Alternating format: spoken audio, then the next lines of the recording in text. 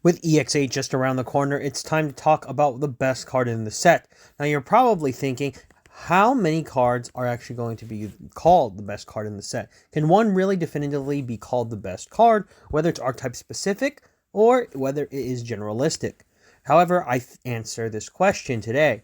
And you're probably thinking, well, there's a lot of great cards. We've seen a lot of amazing boss Digimon. And we've seen some amazing cards. Is it the amazingly powerful Dynamon, which can bring itself back with Fortitude and be a pin down effect for those playing the Tyrannomon deck?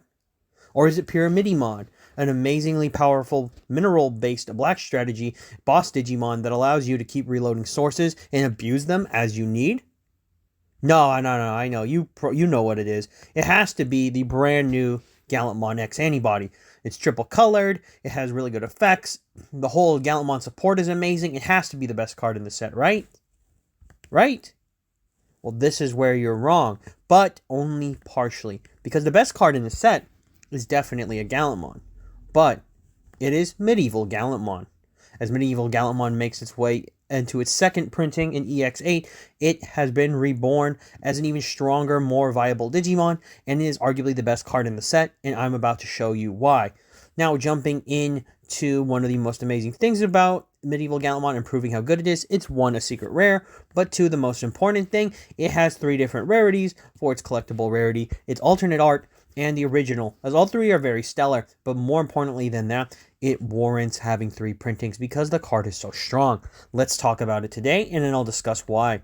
So looking at Chaos, or specifically Medieval Gallantmon, the main focus we have here is that this is a returning level 6 Digimon. It is dual color green-red, but for the most important aspect of this level 6 is some of its conditions. So when this card would be played, by suspending 2 Digimon, you get to reduce the play cost by 4.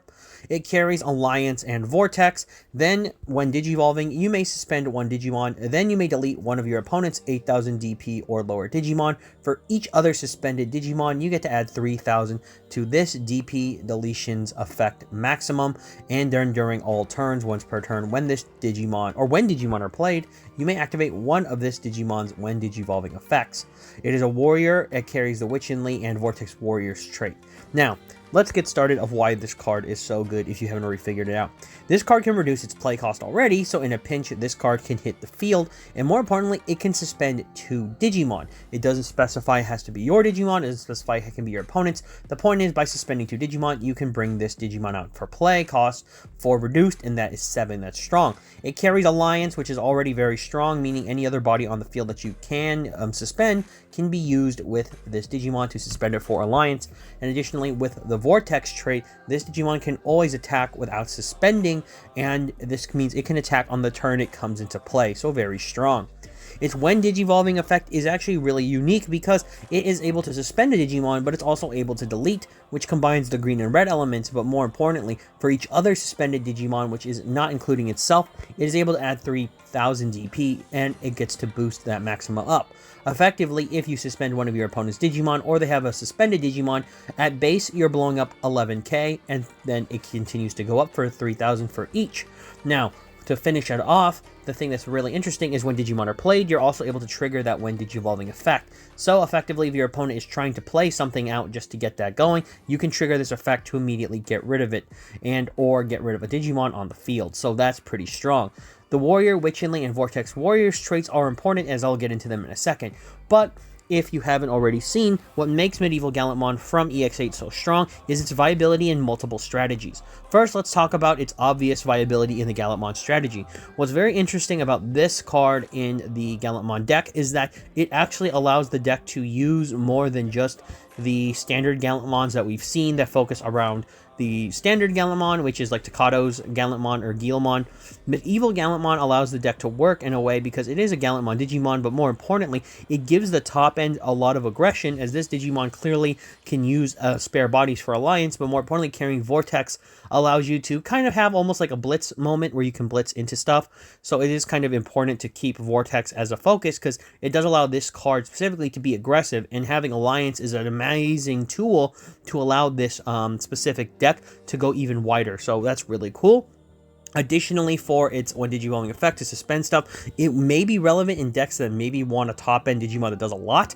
So I know some green strategies with certain effects with suspending may want to try to use this Digimon as just another boss, because it is a generic Digivolving on green and red. So for 3 costs on a green and red, and this thing does so much, it's actually a very good Digimon for that application and fits into a lot of top ends because it's just a really good all-around Digimon. Additionally, for its blowing up deletion effect, this is really cool for decks that don't possess a lot of removal, as they now have access to this card and allows them to do more damage because they can just remove stuff from the field with that effect. And additionally, we can also talk about in Gallantmon specifically, you're able to boost your DP deletion effects through the inheritables of the Gallantmon deck with the Guilmons, War Growlmons. So this does allow the strategy to bomb down other boards, so that's really cool. Talking about its actual relevancy in decks that happen to not be the Gallantmon deck, let's talk about its actual deck that I think it was supportedly designed for, but more importantly what it's used in, as that is the Zephagamon or the Liberator's green strategy with Shoto. Now the reason this is a top end, I think they wanted to just add in a cool Digimon to be another level 6 instead of Zephagamon, but the Vortex Warriors are an actual trait that is possessed between Medieval Gallantmon and Zephagamon, so that might be relevant for the future. But the point is, in that deck, what's amazing is that since it has Vortex, it synergizes with some search cards. Additionally, it's just a good top end to use because, like I said, it's just all around a good strategy Digimon where it can just fit into a lot of decks. But more importantly, in the actual Zephagamon deck, you suspend a lot of your Digimon through their own effects, so you will have other suspended Digimon to use with the Medieval Gallantmon, so its effect is almost always going to be live and at least getting rid of 11,000 or less, or better yet, you can alliance to do more damage, already having that suspended Digimon, so if they play something, you can trigger that effect.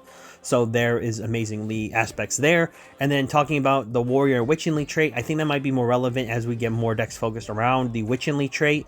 And if we ever get Warrior-based decks that focus around searching Warrior Digimon, you can definitely say that this will be a card you'd want to search if it can search out the color and use it. But for its final application deck that I want to talk about is going to be Security Control. Now, Security Control is a deck that if you have played the game, you hate it. If you've never played the game, you're probably thinking, what is it? Closest thing to explain it to, it is the control version of a Digimon deck. So think of something in Yu-Gi-Oh! That's like a stun deck. It's kind of similar where it just wants to mess with the opponent.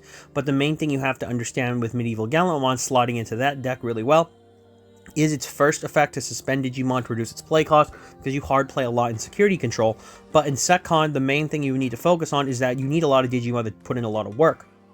And Medieval Gallantmon is one of these cards that puts in a ton of work in the deck.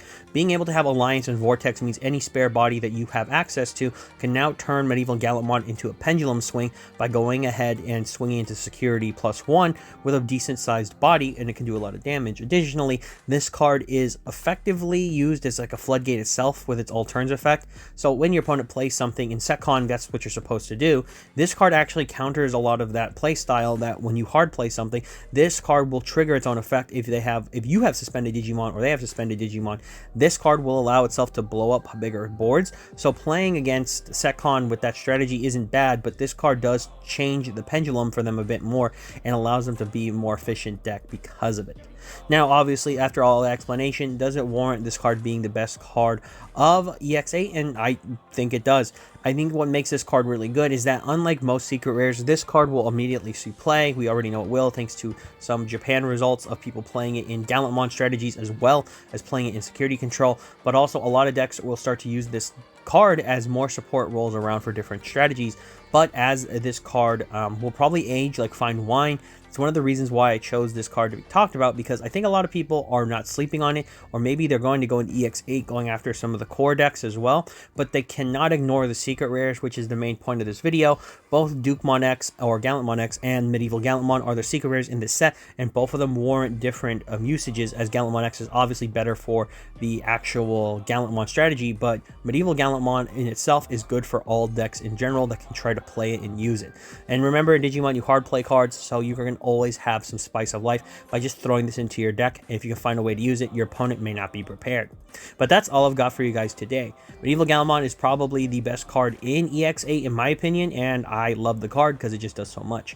But let me know what you think is the best card down below, and let me know how this video helped you out. But this has been Brad from the Ed Army signing off, and for all of you out there, to sign on.